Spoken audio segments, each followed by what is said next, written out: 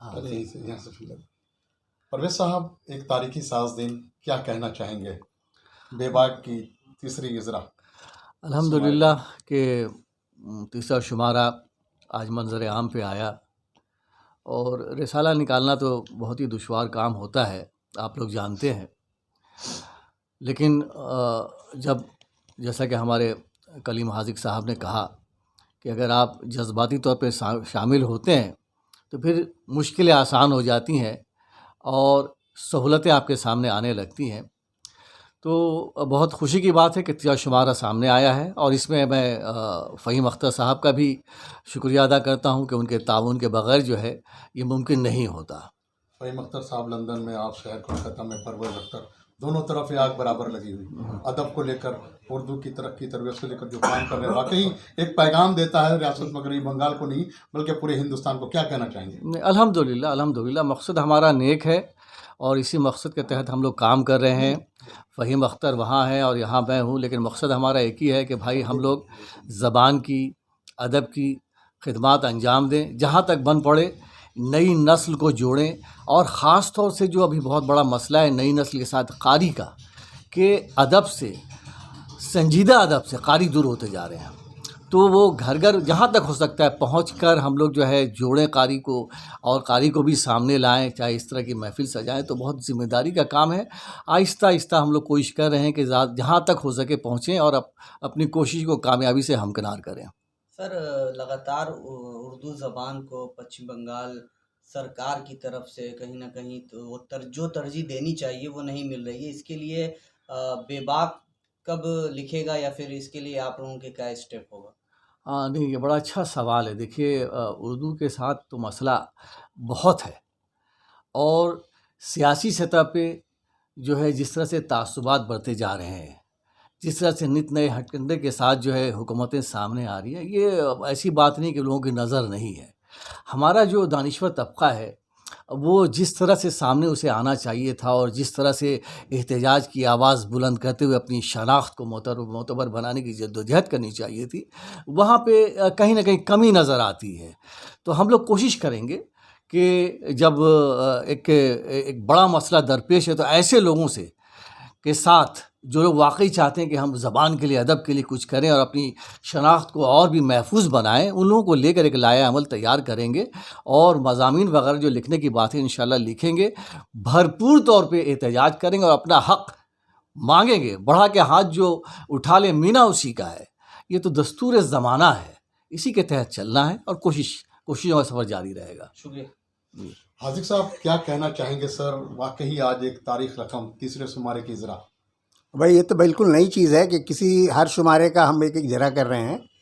بے باک کا اجرا آج کلکتے والوں کے لیے تو خیر بڑی خوشی کا دن ہے، اور اس لیے بھی کہ یہ ایک ادبی کام ہے، اور ادبی کام ایک تسلسل کے ساتھ کرنا یہ اس سے بڑا مشکل کام ہے۔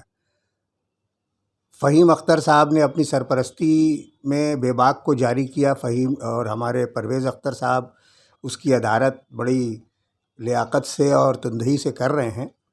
اس رسالے کا مزاج و منہاج آہستہ آہستہ نکھرتا جائے گا، اور نئی چیزیں نئے لوگ لکھ رہے ہیں، نئے موضوعات پہ لکھنے کی کوشش ہو رہی ہے، بلکہ اب ضرورت یہ ہے کہ ہم اپنے طور پہ جذباتی اپنے اظہار جو ہے رسالے کے ساتھ دکھائیں، تو یہ بڑی بات ہوگی۔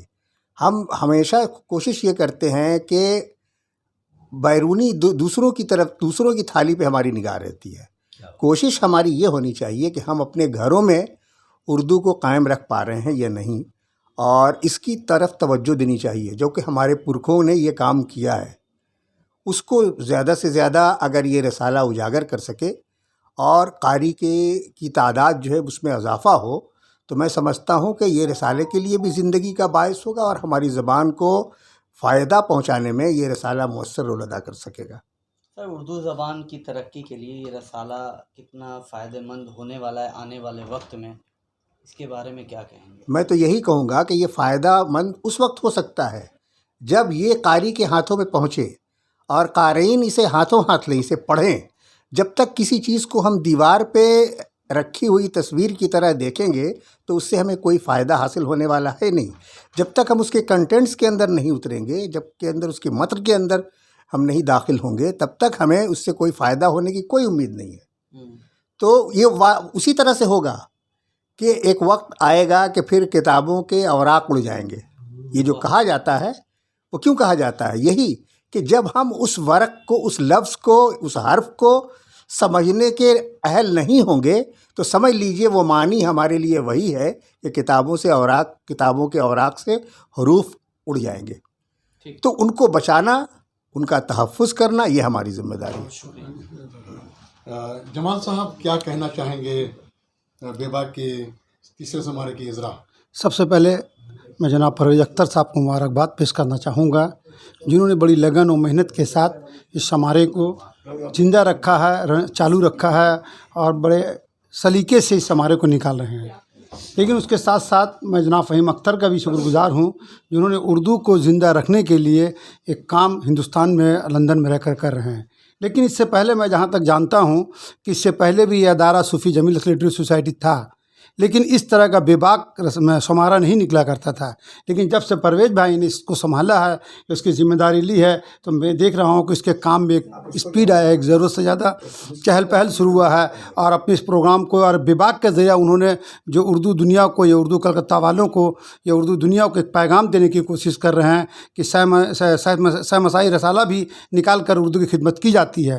میں بھائی اللہ سے دعا گو ہوں کہ آئندہ بھی اسی طرح یہ رسالہ کامیابی کے ساتھ نکلتا رہے اور قارئین کے تک پہنچتا رہے. سر ایک سوال آپ سے کہ یہ بھی ہوگا، چونکہ آپ ایک لائبریری سے جڑے ہوئے ہیں اور پرویز سر بھی ایک لائبریری سے جڑے ہوئے ہیں، تو کیا لگتا ہے کہ لائبریری اور یہ رسالہ کے بیچ کا جو رشتہ ہے یہ قوم کے لیے کتنا فائدہ مند ثابت ہوگا؟ میں آپ کا سوال تو بڑا زبردست ہوتا.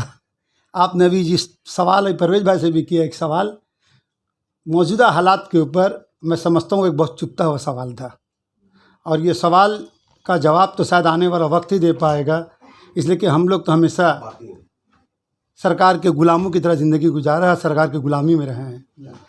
تو یہ بہرحال ان کے طرح میں اگر ہماری بات اگر آپ کہہ رہے ہیں یا لائبریری سے متعلق بات کہنا چاہ رہے ہیں، تو لائبریری اور کتاب کا رشتہ بہت پرانا رشتہ ہے، یہ قدیم زمانوں سے چلا آ رہا ہے. لیکن آج کی موجودہ حالات جو ہے اس میں ہم لوگ دیکھ رہے ہیں کہ سب موبائل کے ذریعہ، نیٹ کے ذریعہ سب لوگ اس سے منسلک ہو رہے ہیں.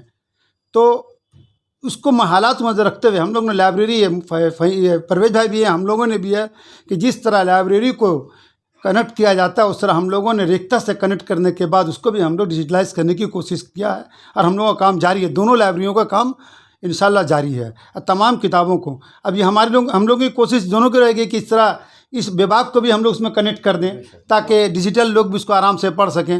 لیکن جہاں تک قارئین کو اردو پڑھنے کا سوال ہے تو میں سمجھتا ہوں کہ 0/0 کا رزلٹ ابھی ہم لوگوں کے پاس ہے. ہمارے پاس 300 ممبر ہیں، 323 ممبر ہیں، لیکن ڈیلی اگر ہم لوگ دیکھیں تو 2 3 4 ہی ممبر جو کتاب رینیو کرنے کے لیے آتے ہیں. ایک بہت بڑا المیہ ہے، اس پر ہم لوگوں سبوں کو دھیان دینے کی ضرورت ہے. بہت شکریہ.